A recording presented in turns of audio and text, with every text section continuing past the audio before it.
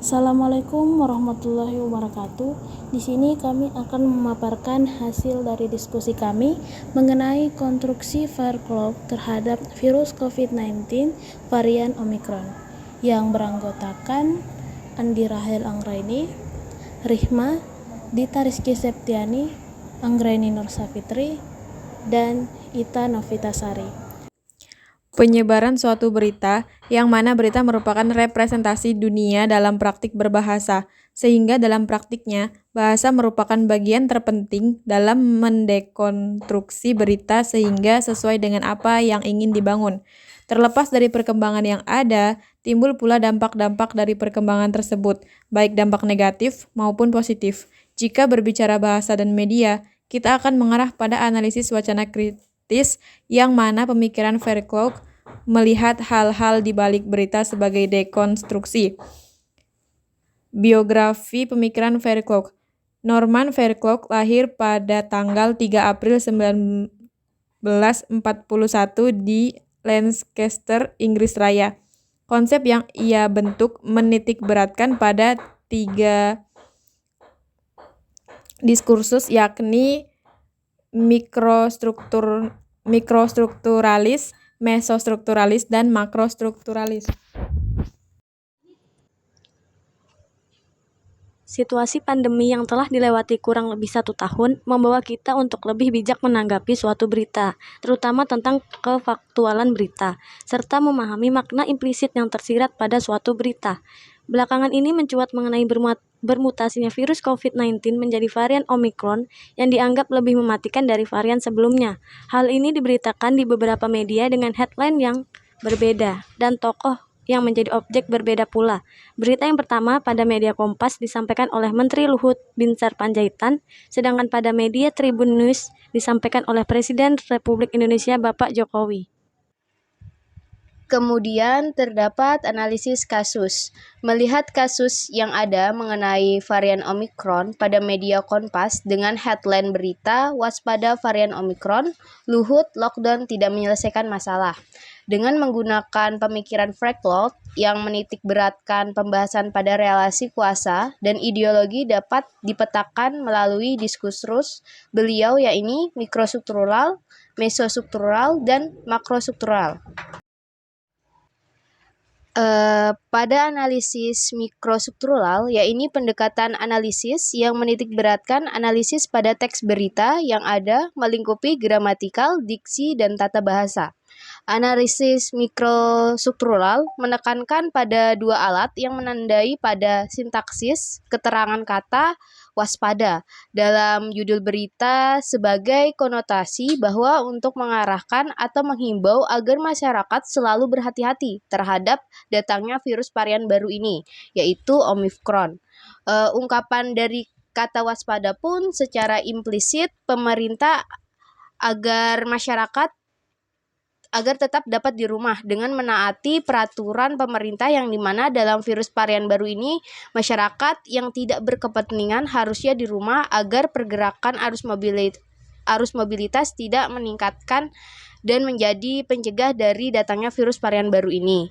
Kemudian pada frase lockdown tidak menyelesaikan masalah sebagai citra dari virus yang terdapat dalam kehidupan kita dengan saran untuk lockdown. Virus terdapat ini menyebar walaupun bagaimanapun tidak dapat diatasi dengan adanya lockdown.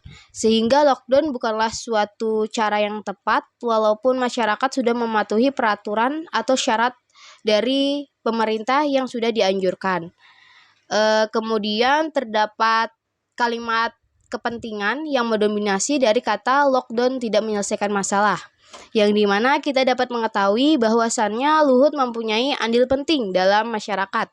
Sangat menyatakan pernyataan bahwa lockdown tidak menyelesaikan masalah agar dapat masyarakat untuk selalu tes PCR, yang dimana Luhut berkuasa atas PT GSI atau Genomic Solidaritas Indonesia yang berbasis bisnis PCR. Disinilah terdapat kepentingan dari kekuasaan Luhut agar dapat mendominasi dengan mengatakan lockdown bukanlah suatu cara yang ampuh, tetapi masyarakat harus dipaksa untuk tes PCR.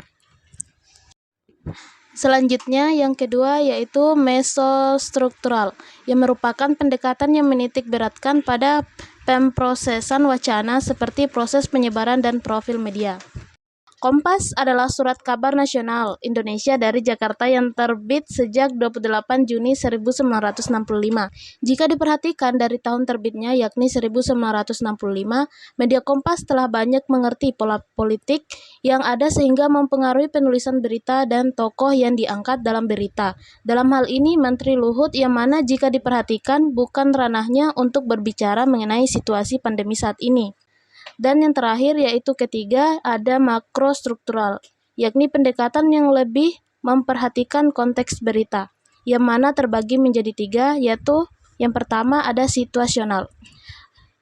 Situasional lebih menitik beratkan produksi dan konteks dalam wacana, yang dimana dalam hal ini pada berita yang diterbitkan oleh media Kompas lebih memfokuskan terhadap bahaya yang ditimbulkan oleh varian Omikron sehingga Luhut memberi himbauan untuk tetap waspada dan disiplin menerapkan protokol kesehatan dan tidak takut secara berlebihan. Yang kedua yaitu institusional, yang biasanya terfokus pada pengaruh institusi secara eksternal maupun internal.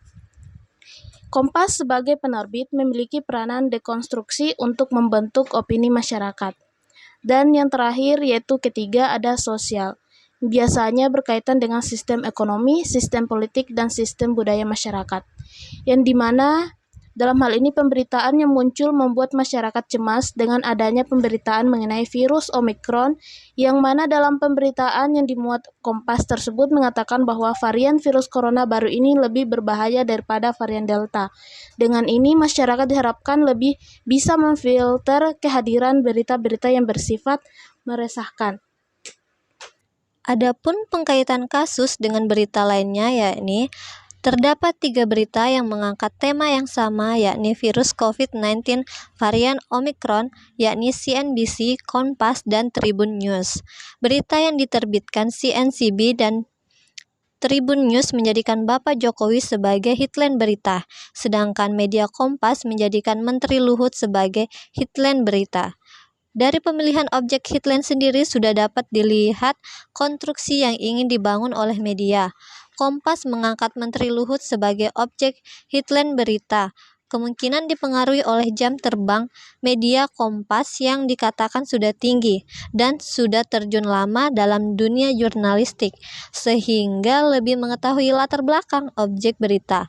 Hal ini kemungkinan dikarenakan ada keterkaitan Luhut sebagai pemegang saham terbesar atas PT GSI Genomics Solidaritas Indonesia yang berbasis bisnis PCR sehingga menjadi alasan objek headline berita.